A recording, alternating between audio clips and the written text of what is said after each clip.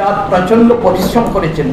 আজকে ফল ঘোষণার দিনে আমি প্রত্যেকের কাছে আমাদের বোর্ডের দিক থেকে কৃতজ্ঞতা স্বীকার করছি এবং তাদের প্রত্যেককে আমার আন্তরিক ধন্যবাদ জানাচ্ছি।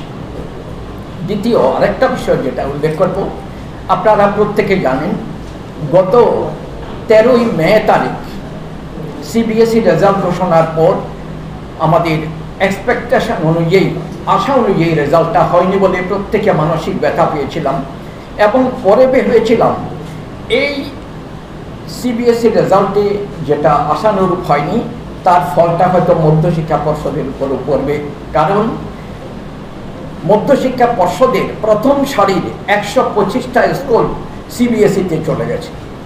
তারপরে সারির যে স্কুলগুলো আছে এদের রেজাল্ট হয়তো ততটুকু ভালো নাও হতে পারে। আজকে ফল প্রকাশের দিনে আপনাদের প্রত্যেকের সামনে আমি সবিনয়ে বলবো যে আমরা যতটা মন খারাপ করেছিলাম ত্রিপুরা মধ্যশিক্ষা পর্ষদের রেজাল্ট ততটুকু খারাপ হয়নি।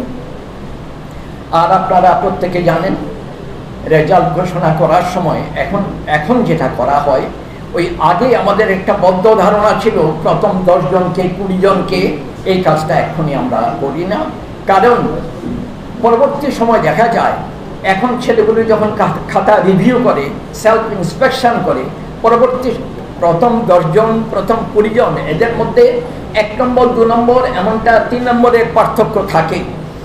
আফটার সেলফ ইন্সপেকশন অথবা রিভিউ 1-2 নম্বর হেরফের হয়ে যায়।